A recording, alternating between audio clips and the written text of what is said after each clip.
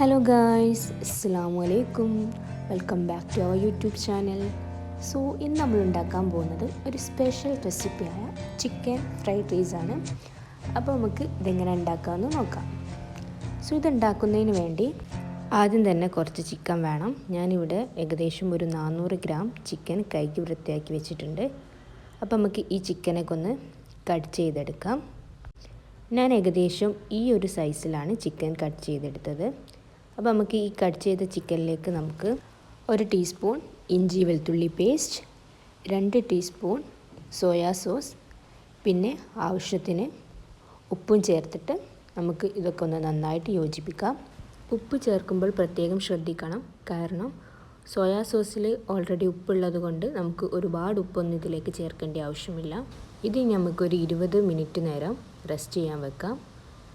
20 മിനിറ്റിന് ശേഷം ഒരു കടായി എടുത്തിട്ട് അതിലേക്ക് ആവശ്യത്തിന് ഓയിൽ ഒഴിക്കുക. ഞാൻ ഓയിൽ സൺഫ്ലവർ ഓയിലാണ് ഇവിടെ എടുത്തത്. ഇനി നമ്മൾ എടുത്തു വെച്ച ചിക്കൻ ഒന്ന് ഫ്രൈ ചെയ്തെടുക്കാം. ചിക്കനൊക്കെ ഒന്ന് ഫ്രൈ ചെയ്തതിന് ശേഷം ഏകദേശം ഈ ഒരു രൂപ ആവുന്നത് വരെ നമുക്കൊന്ന് ഫ്രൈ ചെയ്യാം. ഇനി നമുക്ക് ഇതിലേക്ക് ആവശ്യമായിട്ടുള്ളത് വെജിറ്റബിൾസ് ആണ്. ഞാനിവിടെ എടുത്തത് ക്യാരറ്റ്, ബീൻസ്, ക്യാപ്സിക്കോ, ക്യാബേജ്. ഇതൊക്കെ ഒന്ന് നമുക്ക് നന്നായിട്ട് കട്ട് ചെയ്തെടുക്കാവുന്നതാണ്. ഏകദേശം ഈ ഒരു രൂപത്തിലാണ് ഞാനിവിടെ കട്ട് ചെയ്തെടുത്തത്. ഇനി നമുക്കിത് ഉണ്ടാക്കാൻ വേണ്ടിയിട്ട് ഒരു കടായി എടുക്കുക. അതിൽ നമുക്ക് ആവശ്യത്തിനുള്ള ഓയിൽ ഒഴിക്കുക.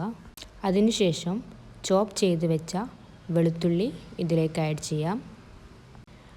വെളുത്തുള്ളിയൊക്കെ ഒന്ന് നമുക്ക് നന്നായിട്ട് ഒരു ബ്രൗൺ കളറാവുന്നത് വരെ നമുക്കൊന്ന് വഴറ്റിയെടുക്കാം.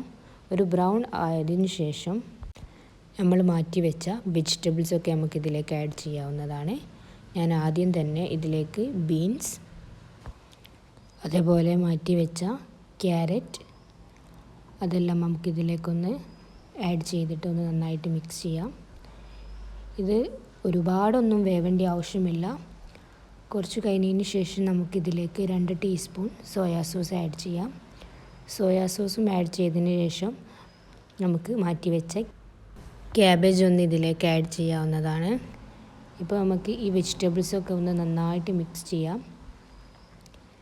ഏകദേശം ഇതൊന്ന് ഈ പച്ചമണമൊക്കെ പോകുന്നത് വരെ നമുക്ക് ഇതൊന്ന് നന്നായിട്ട് ചെയ്തതിന് ശേഷം നമുക്കിതിലേക്ക് ആവശ്യത്തിന് ഉപ്പും ചേർക്കാവുന്നതാണ്. ഇനി ഇതിലേക്ക് നമുക്ക് 2 ടീസ്പൂൺ ടൊമാറ്റോ കെച്ചപ്പാണ് വേണ്ടത്. ടൊമാറ്റോ കെച്ചപ്പും ഇതിലേക്കൊന്ന് ആഡ് ചെയ്തതിന് ശേഷം നമുക്കെല്ലാം കൂടി ഒന്നുകൂടി ഒന്ന് മിക്സ് ചെയ്യാം.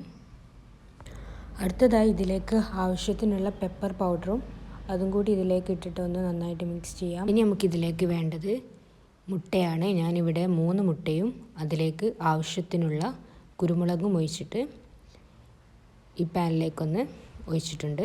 നമുക്ക് മുട്ട വേണമെങ്കിൽ സെപ്പറേറ്റ് ആയിട്ടും ചെയ്യാവുന്നതാണ്. പക്ഷെ ഞാൻ ഈ വെജിറ്റബിളിലേക്ക് മുട്ടയിട്ട് നന്നായിട്ടൊന്ന് ഇളക്കിയതിന് ശേഷം ഏകദേശം ഈ ഒരു എഗ്ഗ് ഈ ഒരു രൂപത്തിലെത്തുന്നത് വരെ ഞാനൊന്ന് നന്നായിട്ട് വേവിച്ചെടുത്തിട്ടുണ്ട്. ഇനി ഇതിലേക്ക് നമ്മൾ മാറ്റി വെച്ച ചിക്കൻ ഫ്രൈ ചെയ്തതും ആഡ് ചെയ്യാം. ഇതെല്ലാം കൂടി ഒന്ന് നന്നായിട്ട് മിക്സ് ചെയ്തതിന് ശേഷം നമ്മുടെ മാറ്റി വെച്ച റൈസാണ് ഇതിലേക്ക് ചേർക്കേണ്ടത്. ഞാൻ ഏകദേശം 18% മാത്രമേ ഞാൻ റൈസ് വേവിച്ചിട്ടുള്ളൂ. നമ്മൾ ഒരുപാട് വെന്തു പോയാൽ ഇതൊക്കെ ഒട്ടിപ്പോവാൻ ചാൻസ് ഉണ്ട്. അതുകൊണ്ട് ഏകദേശം ഈ ഒരു രൂപത്തിൽ മാത്രം നമുക്ക് വേവിച്ചെടുത്താൽ മതി. ഇനി നമുക്ക് ഈ റൈസ് നമുക്ക് ഈ ചിക്കനിലേക്കും ഈ ചിക്കൻ്റെ മിക്സിലേക്ക് നമുക്കൊന്ന് ആഡ് ചെയ്യാം. അരി സോക്ക് ചെയ്യാൻ വെക്കുമ്പോൾ നമ്മൾ പ്രത്യേകം ശ്രദ്ധിക്കണം. ഏകദേശം ഒരു 10 മിനിറ്റ് നേരം മാത്രം സോക്ക് ചെയ്താൽ മതി. ഇനി നമുക്ക് നമ്മുടെ ചിക്കനും വെജിറ്റബിൾസൊക്കെ ഈ റൈസിൽ നന്നായിട്ടൊന്ന് യോജിപ്പിച്ചെടുക്കാം. ഈ മസാലകളൊക്കെ എല്ലാ ഭാഗത്തും എത്തുന്നത് വരെ നമുക്കിതൊന്ന് നന്നായിട്ട് മിക്സ് ചെയ്യാം.